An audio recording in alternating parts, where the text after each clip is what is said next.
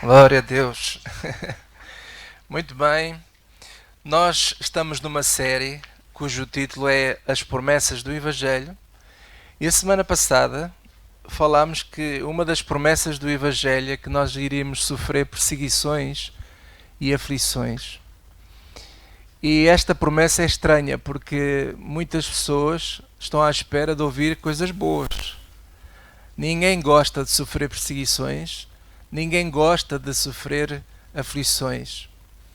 E Jesus nunca nos mentiu. Ele nunca prometeu, enquanto vivemos neste mundo, viver sem sofrimento. Ele nunca prometeu isso. E quem pregar o contrário está a mentir. Porque Jesus foi bem claro. Jesus disse: no mundo tereis aflições. Mas tende bom ânimo. Porque eu venci o mundo.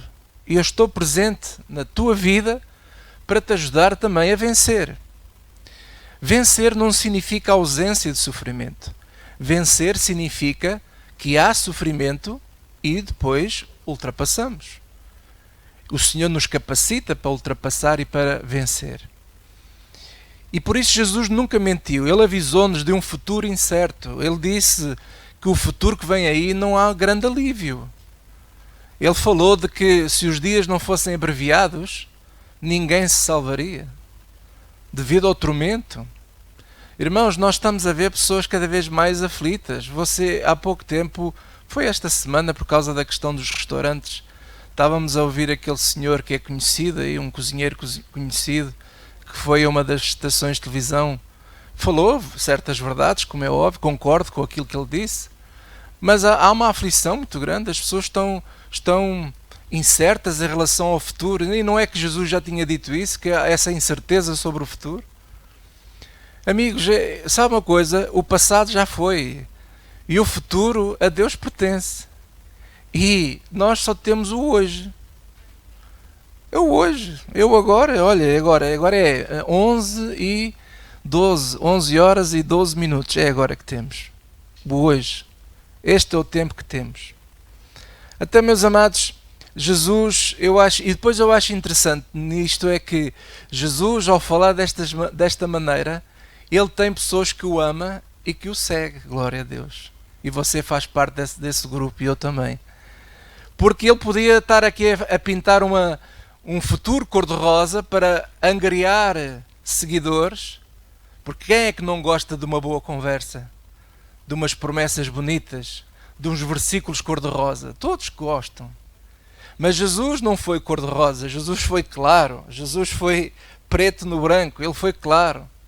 E mesmo assim, nós somos como o Pedro.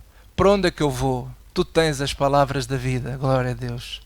Então nós seguimos a Jesus porque Ele tem as palavras da vida. Hoje nós vamos continuar, porque eu quero gastar tempo nisto, porque nós hoje vamos ver o lado de como podemos ultrapassar e o que é que Jesus fez e faz para ajudar-nos a ultrapassar o sofrimento e as aflições. Mas, em primeiro lugar, eu quero dizer que o título desta lição é A Resposta de Jesus ao Sofrimento. Vamos abrir as nossas Bíblias em 1 de Pedro, capítulo 2. 1 de Pedro 2.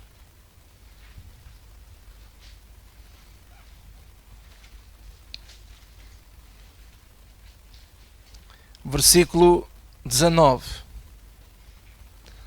Nós vamos ver aqui uma coisa estranha, mas que Pedro está apenas a falar aquilo que Jesus já tinha falado.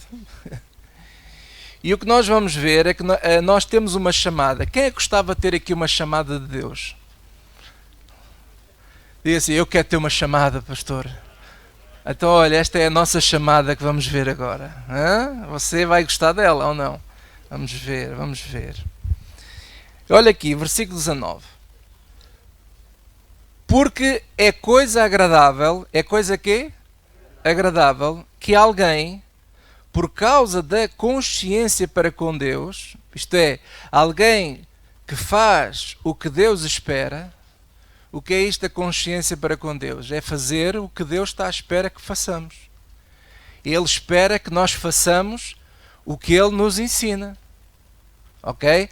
Então, Porque é coisa agradável que alguém, por causa da consciência para com Deus, sofra agravos. Não é agravos, é agravos. Padecendo como injustamente. Porque que glória será essa se, pecando, sois esbofeteados e sofreis? Não há nenhuma glória. Se nós sofremos porque praticamos o mal, porque pecamos, isso não traz glória nenhuma.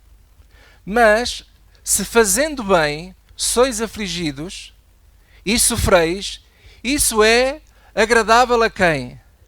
A Deus. Então quem é que quer agradar a Deus aqui? Já só tenho 2 braços no ar. Então se nós queremos agradar a Deus, sofrer porque praticamos o bem, isso agrada a Deus. Eu só estou a ler o que a Bíblia diz. E mais, olha aqui, versículo 21. Porque para isto sois chamados. Somos o quê? Chamados. Então temos uma chamada. Somos chamados para quê? Pois também Cristo padeceu por nós, deixando-nos o exemplo, para que sigais as suas pisadas. O qual não cometeu pecado. Ele sofreu e ele nunca pecou. Nós muitas vezes sofremos porque pecamos. Mas ele não. Ele nunca pecou e mesmo assim ele sofreu. O qual não cometeu pecado, nem a sua boca se achou engano. O qual, quando o injuriavam, não injuriava. E quando padecia, não ameaçava. Mas entregando-se àquele que julga justamente. Isto é das coisas mais difíceis de nós, homens e mulheres, praticarmos. É de nos entregarmos ao Senhor, porque Ele é que julga justamente. Nós não. Nós não temos capacidade de sermos justos. Nós não sabemos ser justos, mas Deus sabe. Hoje, versículo 24, ele agora vai evocar Isaías 53. E ele vai dizer assim: levando ele mesmo em seu corpo os nossos pecados sobre o madeiro, para que mortos para os pecados pudéssemos viver para a justiça, e pelas suas feridas fostes sarados. Porque éreis como ovelhas desgarradas, mas agora tendes voltado ao pastor e bispo das vossas almas. Glória a Deus. Irmãos, olhem para mim. Sofrimento está presente sempre. Dor e sofrimento está presente neste mundo e está presente na vida de todo o ser humano. Uns têm mais, outros têm menos, mas todos têm dor e todos têm sofrimento. E Jesus nunca disse, nunca prometeu um mundo sem sofrimento. Nunca prometeu isso. Isso tem que ser bem claro, para não sermos enganados. Agora, o que é que ele promete? O que é que a palavra de Deus também promete? Ele promete que no meio da dor e do sofrimento temos um pastor e um bispo da nossa alma. Glória a Deus. O que é que isto significa? Significa que este pastor, este bispo que é Cristo, ele cuida das suas ovelhas. Ele cuida daquela que está manca. Ele cuida daquela que está doente. Ele cuida daquela que foi depenada pelo lobo e que ficou completamente depenado. Nem sei que palavra hei de usar. E o Senhor Jesus, Ele é pastor e bispo das ovelhas que também andam desgarradas. Nós estávamos desgarrados, mas se nós nos chegarmos a Ele, Ele vai cuidar de cada um de nós. Glória a Deus. Ele vai cuidar. Então nós temos esta promessa que Ele está presente na nossa vida, no meio da dificuldade, no meio da dor, no meio do sofrimento. Ele está presente para sarar as nossas feridas. Para sarar as nossas feridas. Glória a Deus. Aleluia.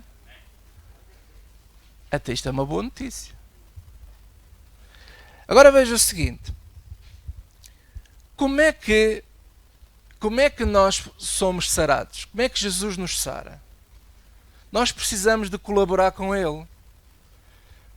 Por exemplo, se a ovelha não for achada, ela nunca vai ter possibilidade de ter um pastor sobre a vida dela.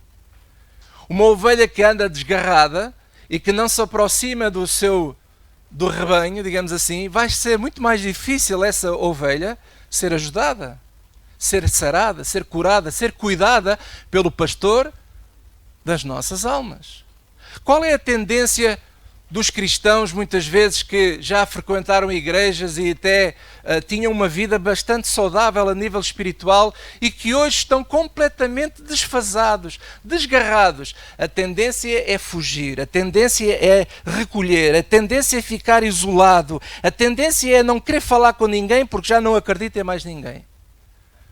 Mas eu quero dizer a vocês uma coisa: você pode não acreditar em mais nenhum homem, mas há um pastor e um bispo que você pode acreditar a 100%, porque ele não vai falhar para consigo. E esse pastor e esse bispo chama-se Jesus Cristo. Eu ia dizer, não é o José Fidalgo, é Jesus Cristo. Ele é o pastor da nossa alma. Então nós temos que nos chegar a Ele para que Ele possa ajudar-nos em tempo oportuno. Em tempo oportuno. E Ele vai nos ajudar. Agora nós precisamos de aprender alguns segredos e eu queria aqui agora ensinar algumas coisas que são muito importantes e eu vou pedir toda a vossa atenção, aqueles que estão lá em casa, aqueles que estão aqui nesta sala, aqueles que estiverem a ver futuramente este vídeo, prestem bem atenção a isto porque isto pode ajudar muitos de nós. Nós precisamos de entender a diferença entre dor e sofrimento. Em todo o sofrimento tem dor. Em todo o sofrimento tem dor. Mas nem toda a dor precisa de sofrimento. Eu vou voltar a repetir porque isto é muito importante. Em todo o sofrimento tem dor. Mas nem toda a dor precisa de sofrimento. A maioria das pessoas sentem mais a dor de sofrimento do que sofrimento de dor. Padecem mais do sofrimento do que das dores. Somos muitas vezes como as crianças. Não é? Quem é que está aqui e tem filhos pequeninos? Não é? Eu também já tive. Por exemplo, está ali a Constança e o Gabriel. Hugo, uma pergunta. Quando a Constança cai no chão, faz uma ferida no joelho, ela sente dor, não é? Mas passado um pouco, aí uns segundos, a dor desaparece, mas ela continua a sofrer. É ou não é? Ai, dói. Oh filha, mas já não dói nada. E a gente é quase tem de dizer, pá, por amor de Deus, cala-te, que isso já passou. E nós ficamos zangados com os nossos filhos, mas nós somos iguais a eles na vida adulta também. Porquê? Porque nós sofremos na vida dores e perpetuamos o nosso sofrimento. Quando a dor já passou, o problema já passou, mas nós continuamos a perpetuar o sofrimento. Ai, você nem imagina o que me fizeram, você nem imagina. E a pessoa fica a perpetuar aquilo. Mas ainda lhe dói? Não, já não me dói nada. Então o que acontece? Mas você não me entende, isto é muito difícil para mim. E a pessoa continua a perpetuar o sofrimento. O que é que Jesus fez connosco? Ele sarou as nossas dores. Pelas suas pisaduras fomos sarados. Mas nós nos mantemos a perpetuar o sofrimento daquilo que Ele já curou. Assim é impossível Deus curar. Isto é muito importante nós entendermos. E eu já vou dar vários exemplos. Mas isto é muito importante. Eu volto a repetir, as pessoas padecem mais do sofrimento do que das dores. E nós precisamos hoje de aprender a não dar poder às dores que nos fazem sofrer. Nós não podemos dar poder às dores que nos fazem sofrer. O que é dar poder às dores? É eu sofrer por algo que já lá foi lá atrás. A dor já aconteceu. É como a criança. Até mas ainda dói. Não! Até porque é que estás a chorar? Não sei.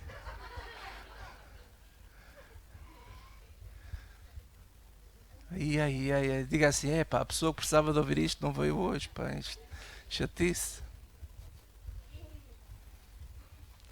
Agora vou dar vários exemplos.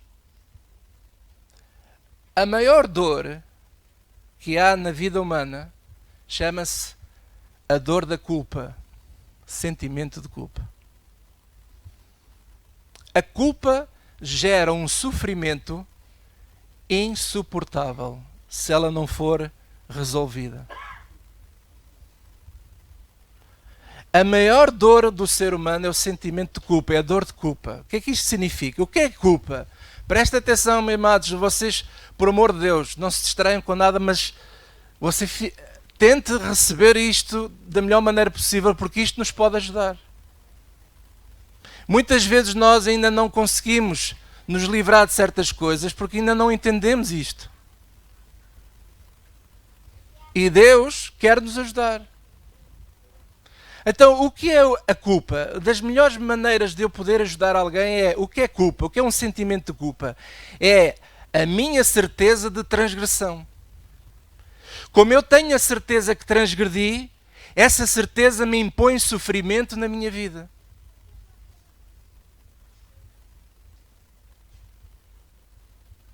Todos nós aqui já transgredimos. Quem é que já transgrediu aqui? Por exemplo, vamos imaginar, dar um exemplo que nós sabemos que infelizmente acontece muito. Por exemplo, crianças vítimas de abuso sexual por parte do pai ou da mãe. Isso gera sentimento de culpa tanto nas vítimas como também nos agressores.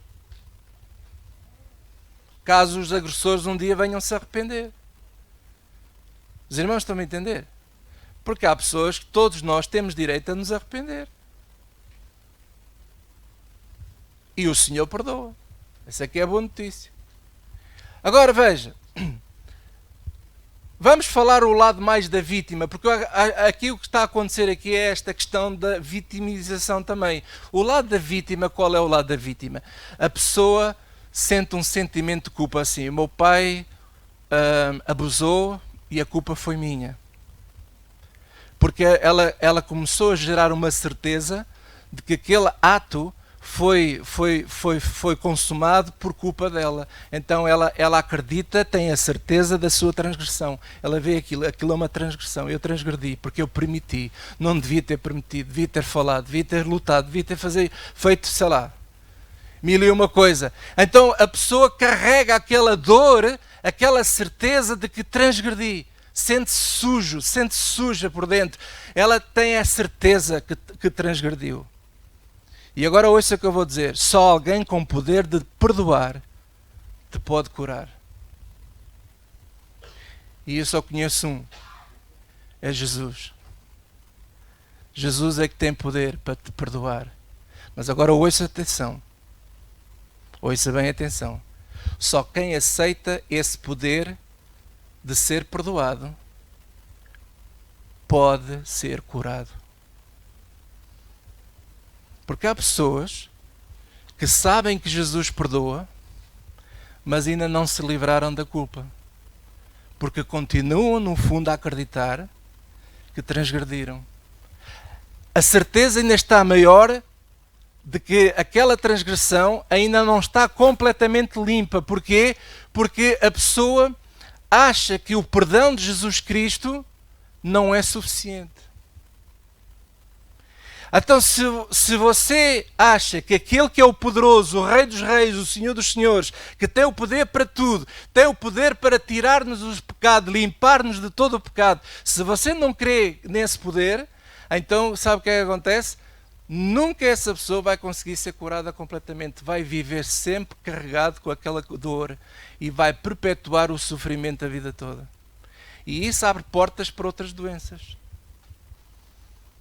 Que chega até ser doenças depois para o lado físico, no corpo. Então nós precisamos de fechar essas portas. Nós precisamos de aceitar o perdão de Jesus. Jesus é o único que tem poder para perdoar o pecador. Por mais maldade que você possa ter feito no mundo, se tu te arrependeres, o Senhor te limpa, tu ficas purificado diante de Deus. Diante de Deus tu estás perdoado, estás limpo. E se tu acreditares nisso, então aquele peso que está dentro de ti sai. Ficas liberto. Mas isso pode acontecer no passado, Mas isso pode acontecer no presente também, porque há pessoas que têm dor de sentimento de culpa de coisas do passado e há outras que geraram novas dores de sentimento de culpa no presente também. Por coisas que fizeram, por coisas que cometeu, por coisas que você decidiu e você se sente, digamos assim, transgressora. E é por isso que muitas vezes eu ouço os irmãos assim: ai, pastor, sabe uma coisa, eu todos os dias peço perdão a Deus. E eu pergunto: mas porquê que você tem que pedir perdão a Deus todos os dias? Diga-me lá. Porquê? Sabe porquê que você pede perdão todos os dias a Deus? Porque no fundo do alguidar, você ainda acredita que você não é digno e que Deus pode ter alguma coisa que esteja a travar que Deus ouça a sua oração. E no entanto nós já fomos perdoados. Diga-me, oh glória. Você crê mesmo que o Senhor te perdoou? A não ser que você todos os dias faça montes de asneiras mas nós não somos assim. Podemos falhar hoje ou amanhã ou assim, mas as nossas falhas do dia a dia não é motivo para darmos todos os dias: oh Senhor, perdoa os meus pecados. Assim. O Senhor já te perdoou. O Senhor já te perdoou.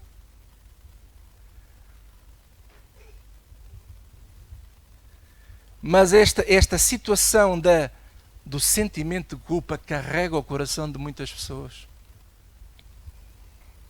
E juntando a isto vem outro tipo de dor, a auto-vitimização.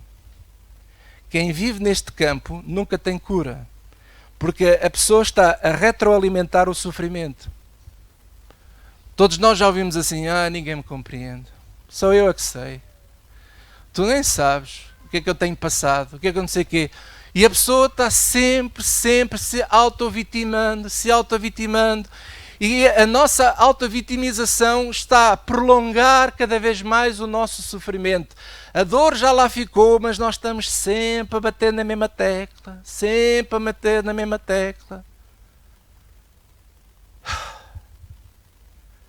Fica difícil. Porquê? Porque a pessoa continua a ter a certeza que se sente transgressora. Nós, para podermos obter a graça de Deus na nossa vida, nós temos de ter a certeza que eu já não sou mais um transgressor. Eu sou salvo e estou perdoado por Cristo Jesus. Estou limpo. O mundo pode dizer o que disser de mim, mas eu diante de Deus, eu estou perdoado. E é por isso que eu chego à presença de Deus com confiança. Com confiança. Ele vai me ouvir.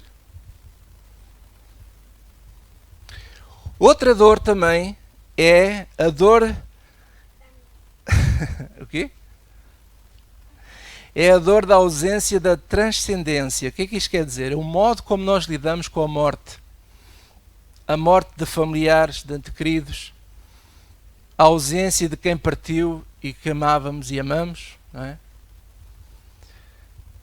A ausência de quem partiu, as saudades, os remorsos, o perdão que não foi declarado, o que ficou por dizer, o que ficou por fazer. E isso fica um fantasma na nossa alma, se não for resolvido. É um fantasma. E é uma coisa que eu quero dizer a vocês com muita clareza. Eu, talvez possa ser um bocado frio o que estou a dizer agora, mas é assim, a pessoa morreu. Morreu. O que é que você e eu podemos fazer? Nada. Temos poder para fazê-la voltar? Não. Ah, mas eu podia ter dito coisas que não disse. Mas não disse, e agora o que é que você quer fazer à sua vida? Ah, tanta coisa que eu tinha para...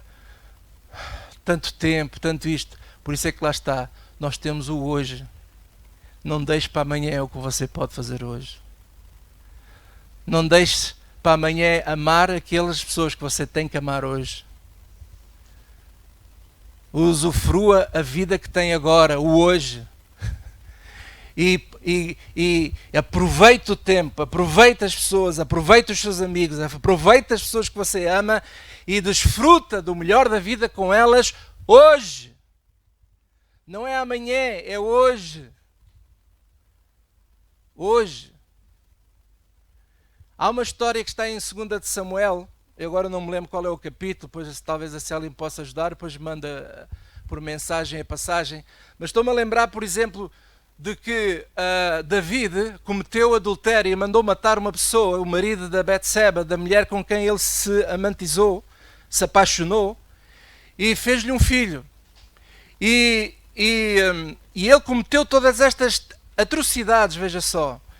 E, no entanto, diz que ele, quando tomou consciência do erro que fez, ele se entregou nas mãos de Deus, arrependido. E Deus o perdoou, mas houve consequências. E as consequências do seu pecado foi que aquela criança morreu.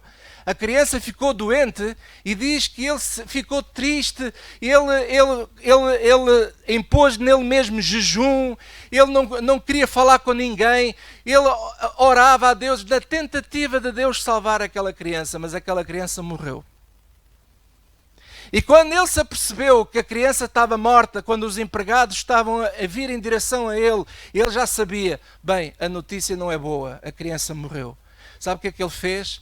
Logo a seguir, diz que ele foi para casa, tomou banho, vestiu-se, perfumou-se, diz que foi fazer a melhor refeição da vida dele com a Betseba, comeram juntos, foram para a cama, tiveram relações sexuais, e sabe o que aconteceu? Daquela relação veio outro filho e nasceu Salomão, glória a Deus. E os empregados estavam muito tristes e pensaram assim, rei, então tu estás-te a alegrar, então o teu filho morreu e tu estás aqui, parece que estás feliz. E ele disse uma coisa absolutamente fantástica, que nós temos também que aprender com estes exemplos. E aquilo que ele disse foi assim, tudo o que eu podia fazer para tentar salvar, fiz, mas não consegui. Agora que ele morreu, eu agora tenho que continuar com a minha vida para a frente. E foi o que ele fez. Continuou com a vida dele para a frente. Mas as pessoas ficam muitas vezes a patinar neste assunto. Ficam a prolongar o sofrimento. Sabe uma coisa? Todas as dores têm um tempo de luto. E há que respeitar esse tempo. Mas as dores, passando o tempo de luto, se nós quisermos continuar a perpetuar o sofrimento dessa dor de alguém que foi muito querido a nós e que nós perdemos, se nós quisermos continuar a perpetuar essa dor, nós vamos entrar numa espiral descendente, num buraco sem luz, num túnel sem luz, e começamos a sofrer, e Jesus quer curar-nos e nós não permitimos que Ele nos cure. Porquê? Porque nós não sabemos lidar com a transcendência, com a morte. Nós temos medo da morte, nós temos pavor das pessoas que morrem, que nós amamos. E por causa dessa situação, nós ficamos amarrados a um prolongar de um sofrimento que, em vez de nos trazer vida, traz-nos até doenças com o tempo. Porque ficamos muitas vezes deprimidos. Entramos em depressão. Então o que é que eu tenho que fazer, pastor? Procura o pastor e o bispo da tua alma, que ele vai sarar o teu coração. Mas tem que haver uma decisão da nossa parte. Por exemplo, uma das coisas que marcou muito a minha família foi a morte da minha mãe. E quando eu me lembro dela, às vezes dá-me vontade de chorar. Mas eu decidi, eu tenho que seguir com a minha vida para a frente. Amava e amo, porque amava que ela não desapareceu. Continuo a amá-la porque eu sei que um dia vou vê-la novamente e vou estar com ela. Eu amava a minha mãe de uma maneira tremenda. Só Deus sabe. Foi muito difícil, foi. Mas glória a Deus. Eu sei por onde é que ela foi. Eu sei onde é que ela está. E por isso, se eu me auto-inflijo a mim mesmo, se eu me auto-vitimo, ela não vai querer isso para mim, porque eu sei o que é que ela pensava. Imagina o que é, por exemplo, um filho que morreu, que foi à frente do seu pai, que já partiu, está lá, e os pais andam aqui a sofrer, todos deprimidos, e imagine ele lá no céu, com Jesus, curado, 100% curado, tudo a funcionar bem, alegre, animado, e ele, imagine que venha à janela, digamos assim, agora sou eu aqui a imaginar, à janela do céu, olha cá para baixo e vê o seu pai e a sua mãe deprimidos com a falta que ele me faz. Ai, faz-me tanta falta. E ele, se pudesse falar, dizia assim, por amor de Deus, não fiquem assim porque eu estou bem. Eu estou bem. Alegrem-se, vão com a vossa vida para a frente. Vamos para a frente. E quando alguém tem esta postura de levantar a cabeça, erguer a cabeça, vou para a frente com a minha vida, caramba. Quer lá saber o que é que ele me fez, o que o outro disse, não sei o quê. Eu vou para a minha vida para a frente. Ninguém vai roubar a minha alegria. Ninguém vai roubar a alegria que Deus me deu. Eu vejo pessoas que eram tão alegres, tão animadas, agora vivem tão tristes, tão acabrunhadas. Por amor de Deus, não deixes que o diabo roube a alegria do Senhor. Levanta a tua vida, levanta a tua cabeça, ergue-te e caminha em frente, caramba. Vamos em frente com Jesus, porque Ele está do teu lado para te ajudar e te curar, glória a Deus. Vamos em frente.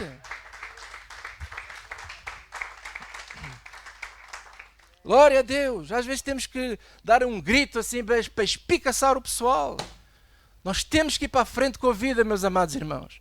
Com Covid-19, sem Covid-19, vamos para a frente, caramba. Vamos viver a vida.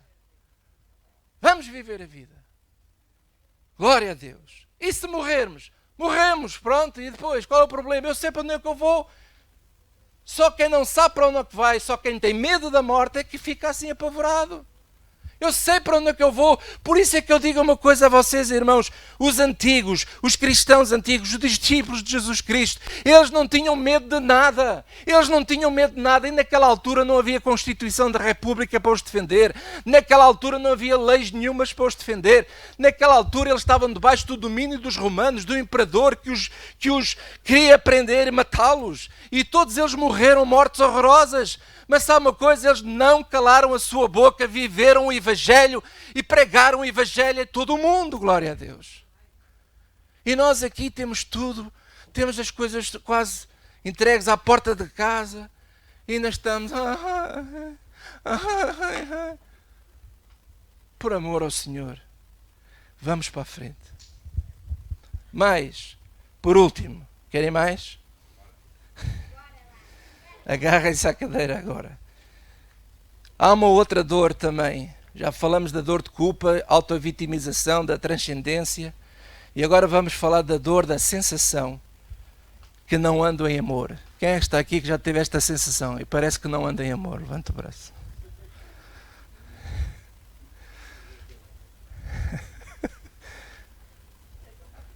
Porquê que nós temos esta sensação? Porque nós sabemos quem somos. E na bocado a Carla dizia assim, eu sei bem quem sou, né? De vez em quando se calhar ela passa-se dos carretos, um grito, tal. Deixe-me explicar uma coisa. Os cristãos têm uma grande dificuldade em compreender o que é amar e o que é gostar. E eu vou-vos falar das definições à luz de Deus, à luz do Evangelho. Amar não é um sentimento. Amar é uma decisão. Amar é uma decisão. Amar não é um sentimento porque não tem nada a ver com afeto. Nós é que ligamos esta palavra amar com afeto. Mas Deus não liga essa palavra de amar com afeto. Amar não é um sentimento, porque afeto é sentimento. Se eu tenho afeto, se eu recebo afeto de alguém, eu sinto-me amado. E então quase que sinto na obrigação de fazer o mesmo. Mas se alguém não tem esse afeto para mim, até eu digo assim, pronto, já não gosto daquela pessoa, já não amo, e nós misturamos tudo. Amar não é um sentimento, é uma decisão. E agora ouça bem o que eu vou lhe dizer. É possível amar por quem sinto repúdio. Ou até por quem não sinto afeto. É possível amar. Sabe porquê? Porque Jesus disse, amai os vossos inimigos. Agora eu pergunto uma coisa, que coisa doida é esta de nós amarmos e termos afeto pelos inimigos? Há aqui alguém que tem afeto pelos inimigos? Ninguém. Ninguém tem afeto por um inimigo. Se eu sei que ele é meu inimigo, qual é o afeto que eu tenho com aquela pessoa? Nenhuma. Ou nenhum. Mas é possível amá-lo. É possível amá-lo. Então, eu amo porque eu decido fazer o bem. Amar é uma decisão de bem e justiça. Eu amo porque decido fazer o bem. Eu amo não por causa da outra pessoa, mas por causa daquilo que eu sou. O outro não tem poder de me corromper. Quando eu amo as pessoas, elas não vão ter poder de me corromperem. Porque eu não amo elas por causa delas. Eu amo essas pessoas por aquilo que eu sou, por aquilo que eu creio, por aquilo que eu acredito. Eu acredito que o amor é maior que o ódio. O amor é maior que o ódio. Então, o que é que nós temos que entender? Por exemplo, vou dar alguns exemplos práticos da vida. Não é possível gostar de um pai abusador. Quem é que gosta de um pai alcoólatra ou de um pai abusador? Alguém gosta disso? Ninguém gosta. Há pessoas que dizem mesmo assim, pastor, eu sinto-me mal. Então porquê? Sabe porquê, pastor? Eu não gosto do meu pai. Eu sinto, parece que não o amo. E Jesus diz que eu tenho que amar as pessoas, mas eu não consigo amar o meu pai, porque ele é assim, ele é assado, ele fez isto e faz aquilo. Então presta atenção ao que eu vou dizer. Você, nem ninguém, é obrigado a gostar de certas pessoas.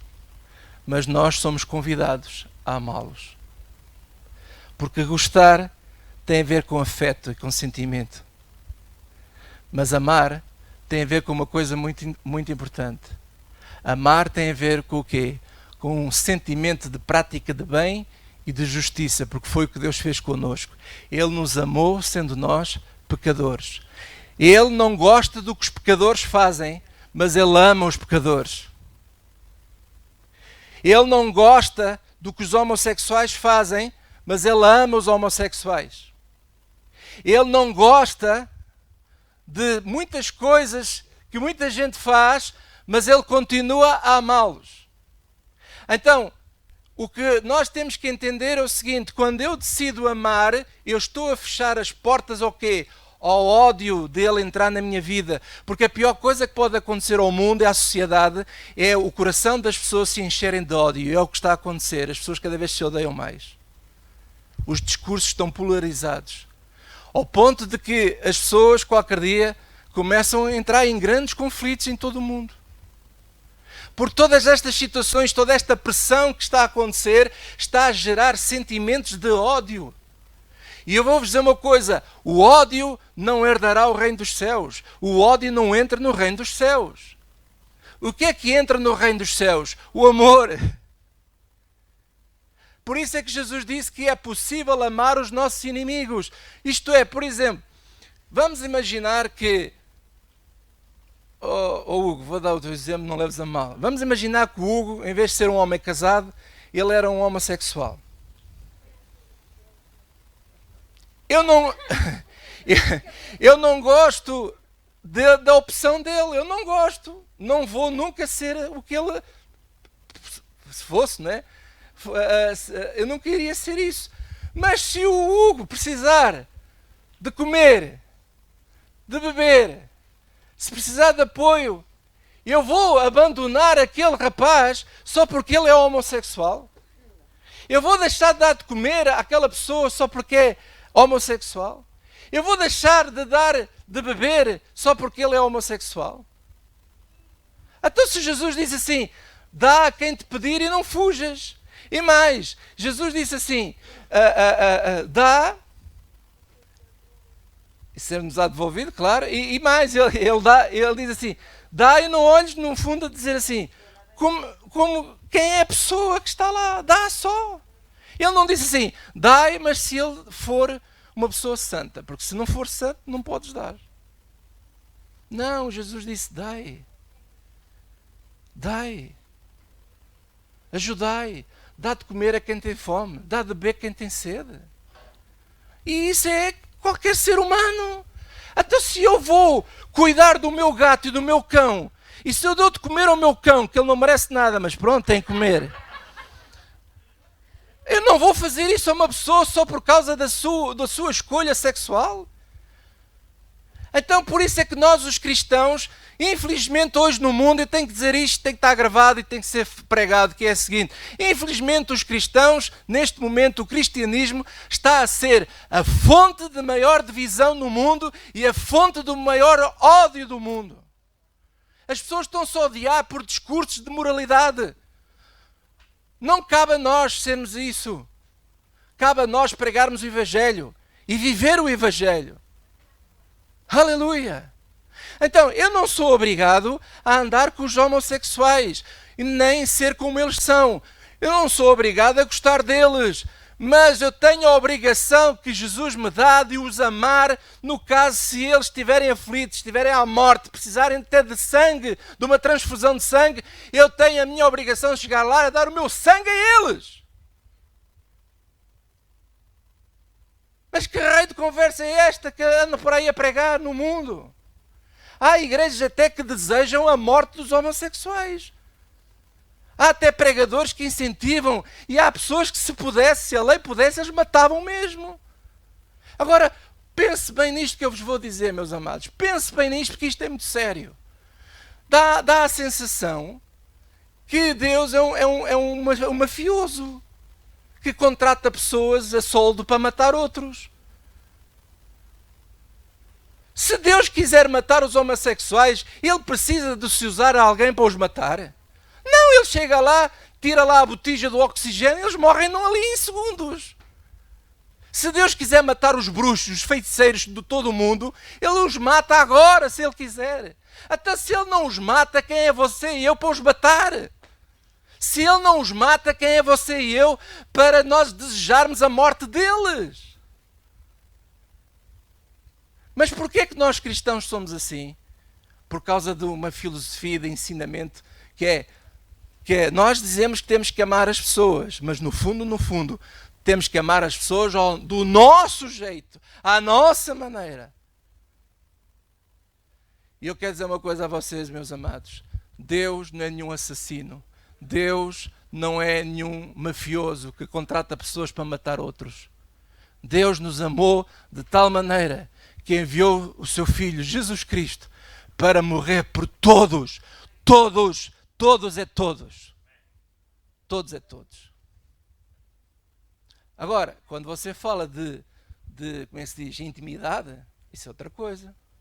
Por exemplo, o próprio Jesus disse assim: aqueles que ouvem a minha palavra e seguem a minha palavra e me obedecem, eu e o meu Pai vamos fazer morada neles. Isso é outra coisa. É que Deus ama a todos, mas Ele não mora em todos. Eu amo a todos, mas eu não vou gostar de todos. Eu amo a todos, mas eu vou gostar de quem? Daqueles que me dão também afeto. Eu dou afeto e eu recebo afeto. Então eu gosto deles, gosto de estar com eles, gosto de estar na casa deles, que eles venham à minha casa, por aí fora. Então há este relacionamento. Agora, cabe-me a mim, como cristão, como um seguidor de Cristo, amar todo o ser humano. O maior vilão deste mundo é para ser amado. Porque se nós ganhamos ódio a esse vilão, o problema passa para nós. Sabe porquê? Porque o ódio não entra nos céus. Um coração rancoroso, um coração cheio de raiz de amargura, não entra nos céus. Porque a raiz da amargura afasta-nos da graça de Deus.